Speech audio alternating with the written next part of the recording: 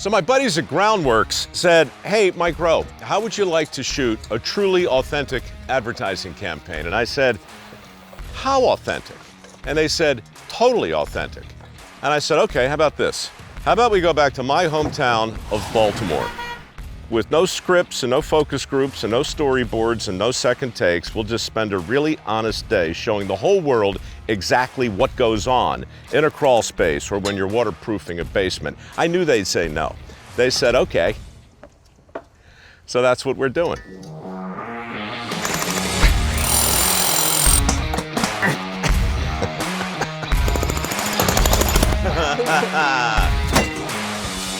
Oh, crap. Welcome to another blisteringly honest commercial, courtesy of my friends at Groundworks. We're waterproofing a basement today outside of Baltimore, and I got here a little late, so tragically I missed all of the hauling of this out of the basement. It's very sad. But the guys are waiting for me inside, so that's where I'm headed.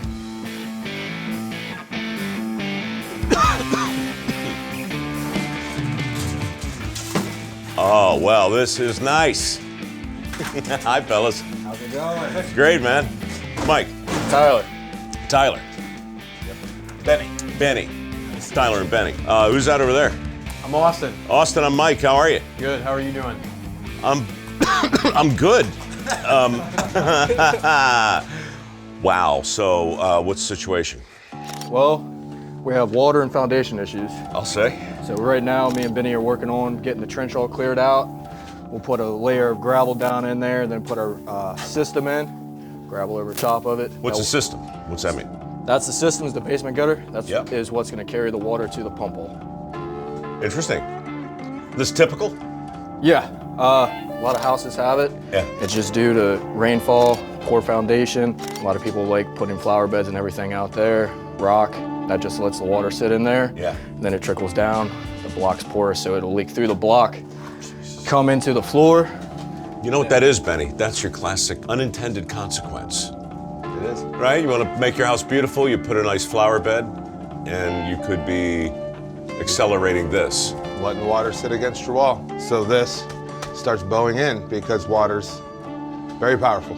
I mean, it only gave us the Grand Canyon, right?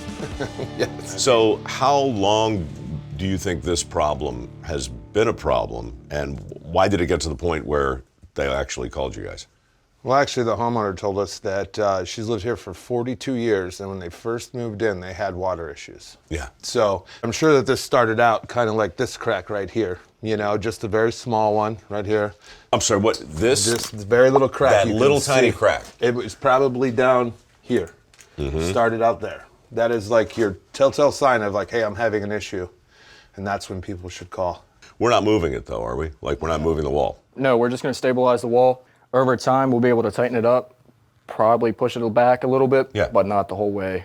Well, look, I'd love to pick your brain more while I'm down here, but I don't want to slow you down. In fact, if there's anything I can do to help, just look at me as cheap labor. I'm here. You know? You can start out by breaking the rest of the floor out. Oh, great. Before we fixed the wall, we needed to waterproof the basement. And apparently that involves a jackhammer. Whoops. A heavy one.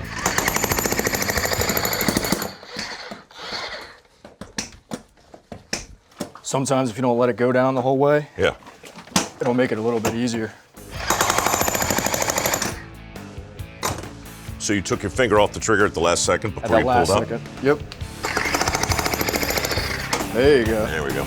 Live and learn. See, and forget.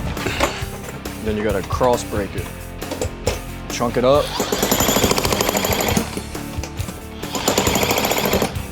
How'd you wind up at Groundworks? I actually moved up here about 2.5 years ago. I got tired of visiting my fiance while she was in school. Yeah? So I got on Indeed and applied, and they gave me a call. Started as an installer and then worked my way up to a foreman. And Yeah? now I'm here. You gonna marry this girl? Yeah, we actually get married in August of 2025. What's her name? Emily. Hey, Emily. Yeah. You got a catch, man. You want to say hey to Emily at all? Hi, Emily. There you go. All right, good.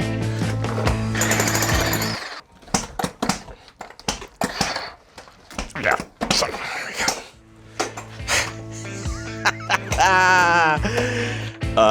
You earn your money, dude.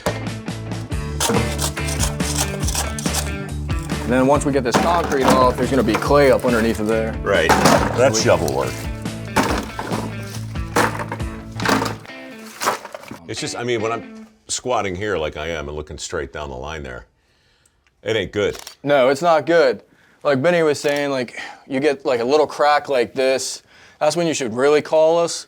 It's always just keep an eye on your foundation. Obviously the water one's kind of easy if you got water pouring onto the floor. That's a big a noticeable one. Sure. Like kind of on this block, you can see how it has moisture. Regular cinder block is gray. So if you're starting to get discoloration in that, you can give us a call. That's already starting to allow that moisture to come in. Yeah, that's not regular. No. Well, in the interest of getting this done, you want to whale away with the jackhammer and I'll come up behind you and scoop the stuff up? Sounds good. Yeah.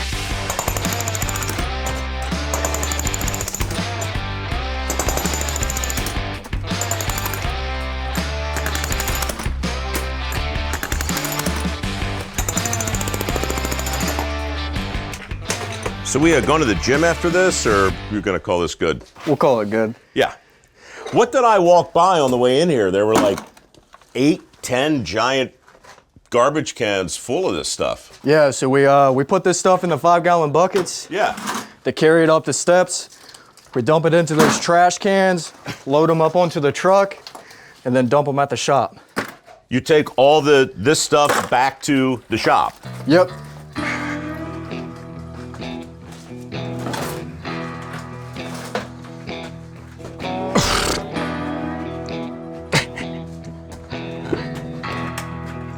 Bit off more than I can chew here.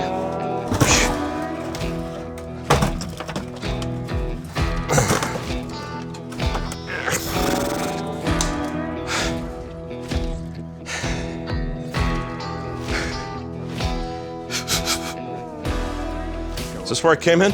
Yeah. Thank you. Oh.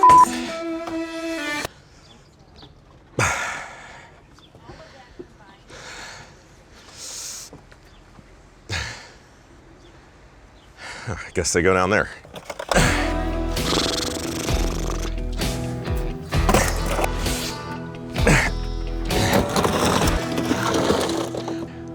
You're like some kind of bloody do-gooder, man, with the very strong back.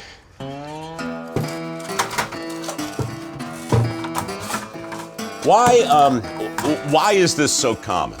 Like, why does it happen?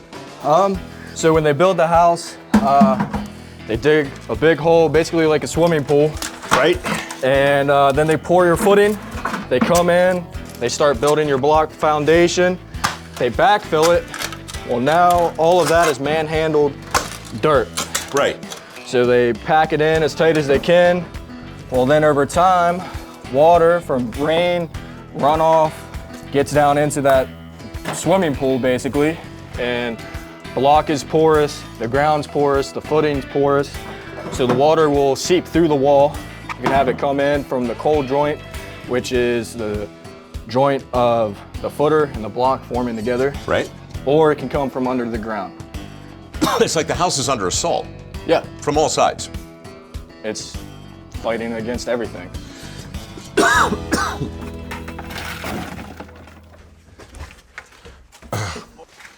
So what's about to happen here? We're gonna drill our weep holes. You called it a weep hole? Yeah, Like weeping. like weeping. The water's gonna essentially weep out of that hole. You're gonna go and drill in the mortar joints on each side of the block and then in each cell. I'll watch the first couple.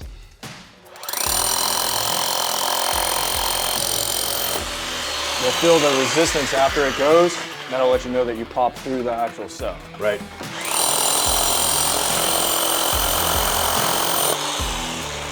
Is that far enough? Yep.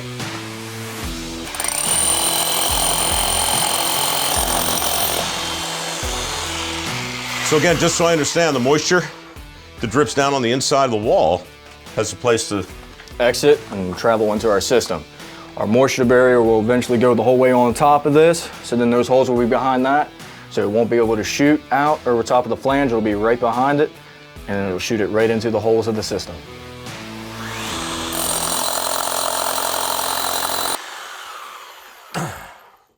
weeping out of my own weep hole. Give me 2 more. Oh.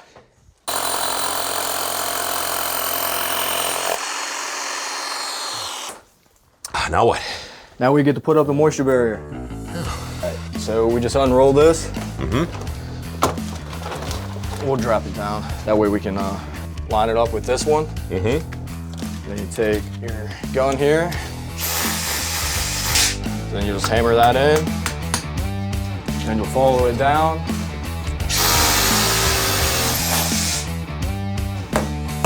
Okay. And you'll do the same thing for the 2 bottom corners. Awesome.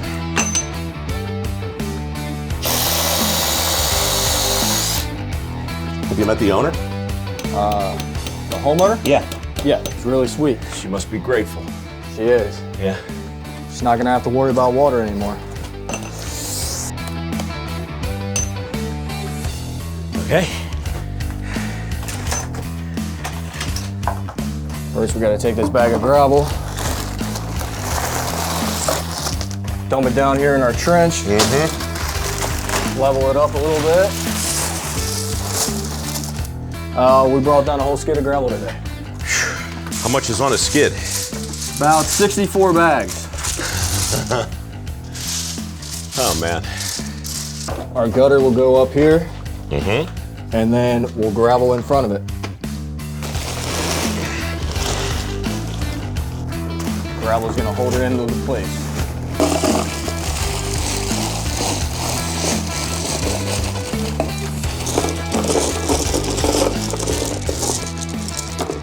So I get the idea. Yeah. You're gonna run this all the way around the basement. Yeah. We'll take that the rest of the way to the pump. Moisture barrier will go the whole way, and then we'll be ready to concrete. Oh, you're pouring concrete on top of all of it? On top of all of it. Oh, when does that happen? That happens when everything is complete. When the moisture barrier's up, all sealed up, all graveled. In other words, tomorrow. Tomorrow, yes. Not today. Not today, no. We leave concrete for 1 day itself. Ask me real nice, maybe I'll come back tomorrow. Maybe. Maybe not.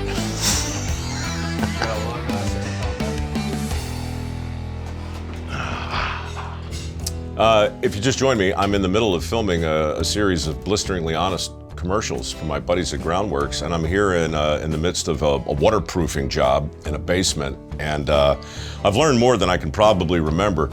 But here's Benny standing by to enlighten me on all things sump pump related. Yes. So we don't have the actual pump in there at this point in time. We're not at that stage, but we've got the hole in the crock.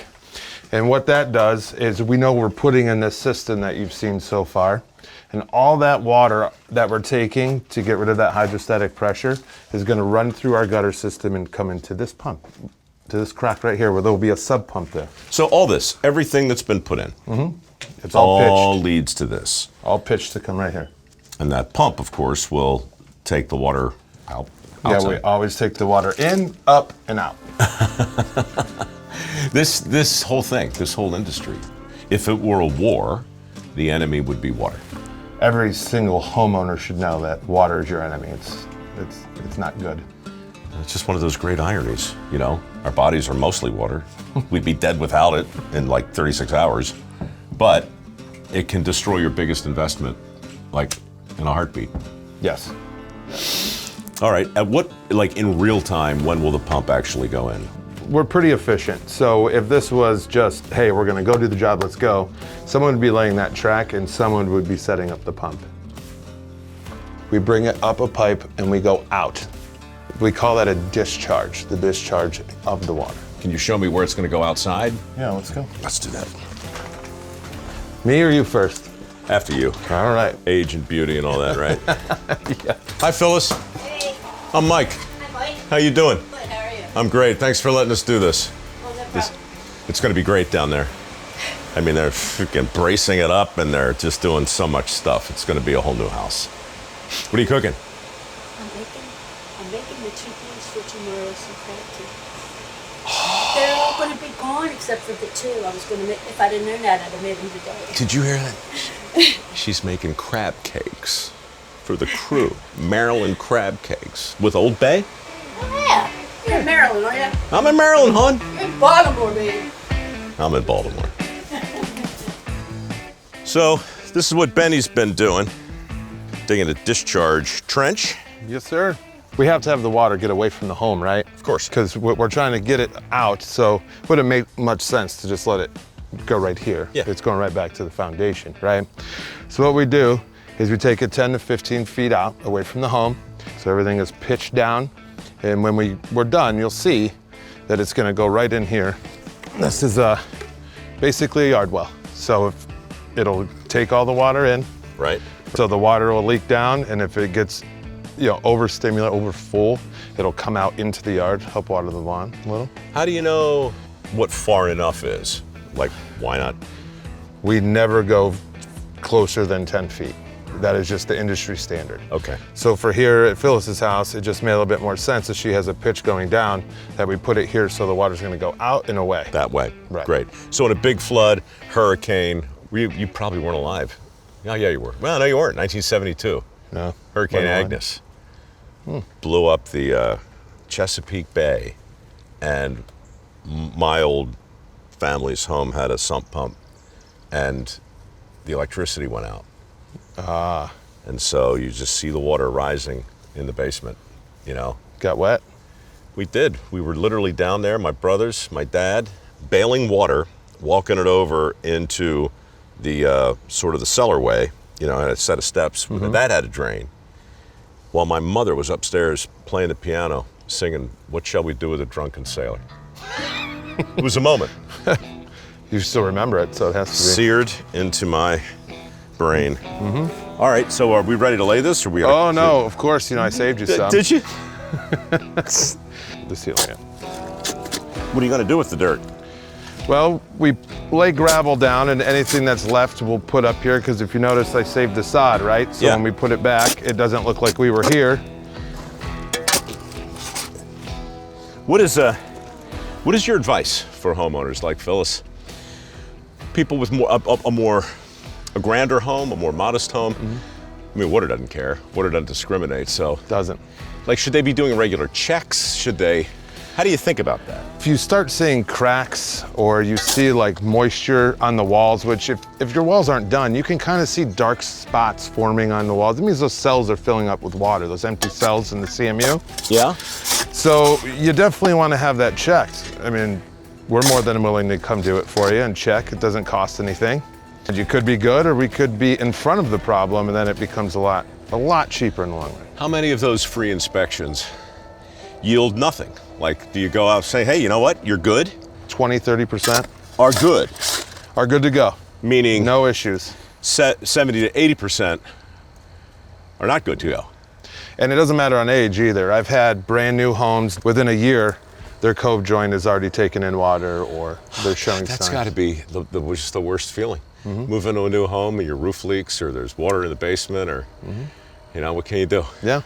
And so when we were talking about this discharge, right, we're kind of trying to get that water away. There's some telltale signs right here, like right outside here. If you turn around, you have that differential settlement happening, which is, if you notice, you see this crack, right? Yeah. Very thin, very thin. But if you look up top, that's why we always look at the top.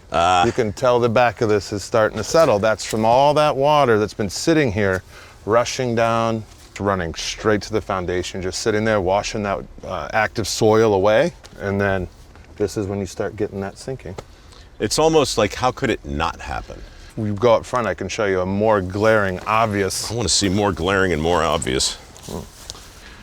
So you see that these pads have sunk down. We see the stucco falling. Now, if you recall, when we were downstairs and you saw those cracks in the wall, where were they at? They were in the concrete, right? Like, not necessarily right It's here. where we were standing, right? Yeah, So- exactly. So you see, this concrete's just sitting here with voids underneath, and sooner or later it gets too heavy for itself and it just cracks. So where's that water going, right? You go right to your to basement. the absolute lowest point it can get to. Exactly. We had an owner call us, Yeah. and we went in and inspected. And when we went in and inspected, we said, "Man, you're in stage 3 wall failure. Like, you need to do something about it." How many stages are there in wall failure? 4. 4. 4 is when it's lying on the ground? Yes, it is. And she goes, "How much time do I have?" And I go, "Yesterday." You know, Yeah. she didn't really take that too serious. A week later, she called me and sent me a picture of her floor on the wall. Her floor on the wall. Her wall on the floor, yeah. Well, Either way. sorry. Well, Yes. as a rule, it's all about the right angle with floors and walls. When they come together, that's a problem. Exactly. In a nutshell, that's how you waterproof a basement. Now, it's back to the wall. And yeah, there's a guy for that. You're like the wall guy, right? Most definitely, yeah. All right, so can you just explain what happened, what caused it? Yeah, of course. So this problem seems to have started outside, really. Phyllis has a couple concrete slabs out there, especially in this area of the wall, that are leaning in towards the foundation now. I walked over them, and it's impossible not to notice. Yeah, and whenever you have something like that, that can cause water to build up on your foundation wall, and it begins to cause problems over time. How do you fix it? Yeah, if this problem was caught quickly or on the front end of it, you would have the option to do maybe carbon fiber strips, save a lot of money. But when a wall gets this bad, we're going to need to go the option of either putting up braces on the wall, which is our steel I-beams right here, or we also have the option to do anchors, which in this situation, braces works out much better for us. Yeah.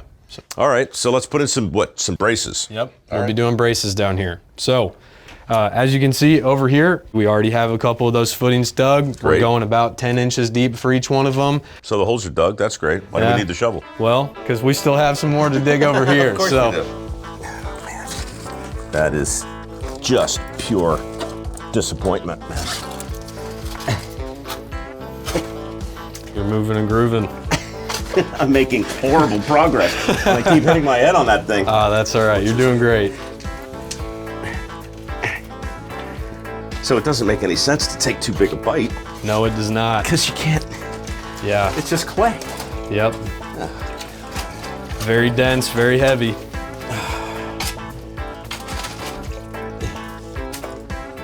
And you're a foreman? I am, yeah. How long did it take you? It took me about 4 months altogether. That's fast, man. It was fast, yeah. What makes you so fancy and special? Actually, nothing. When I started to work here, I had zero blue-collar experience at all. So, You're kidding. No, not No at all. construction, no? I cut hair before. Shut up. Before I started working at Groundworks, and You were a hairdresser. well, barber. You know, tomato. You were in Kansas City cutting hair. No, I was in Illinois cutting hair and decided to move when COVID shut the whole world down. Well, look, man, I hate to drag you back to the past, but what would you do with a cut like this? Really, I mean, Definitely trim up the sides a little bit for you, get you cleaned up. Yeah. You still have plenty of hair on top of your head, so maybe trim it up a little bit so it's not hanging over too much, and you're all good. I got a list of things that I thought were going to happen today, and I have a list of things I really didn't think we'd talk about. My next hairstyle, courtesy of a Groundworks foreman, was on that list of stuff I didn't think was going to happen. So a lot of the reason we're doing this cast-in-place footing, once again, is just because the home does not have a footing here. Why wasn't there a footer? You know, you'd have to ask the builder. Unfortunately, it's just not quality work. It's 45 years ago. Yep. He ain't around. Yep. If that old builder was still around, he'd no doubt be impressed by the IntelliBrace, a brace, I assume, designed with intelligence. And then, of course, get our tape measure out of there. And we will just be cutting this beam the rest of the way down. And by we, Give it a try. you mean me. Go for it. Well, grab. So this guy and then this guy. Yep, just squeeze your right first and then your left. You've already gotten through the left side pretty well, so just keep more weight on this right side now. We have to find a way into this joist pocket right here. But the biggest issue for us is gonna be, we're all the way at the next brace location. Oh, yeah. So Yep. you got to take another, 4 inches off Yeah, unfortunately, we're gonna have to start with about 3. right there. You gotta stop. What's that? Stop. Close one. Oh, You're gonna cut the tape measure. Oh, right, rookie mistake. You're good. Playing with fire. There you go. Awesome. That would have been awkward to cut the tape measure. Yeah, you're all good. I've done it. Perfect. Really? Definitely better than the first It one. was better. Yeah, that's way better than the first one. Heck yeah. Of course, it's heavier than it looks. Watch out, Mike. Yep, I got you.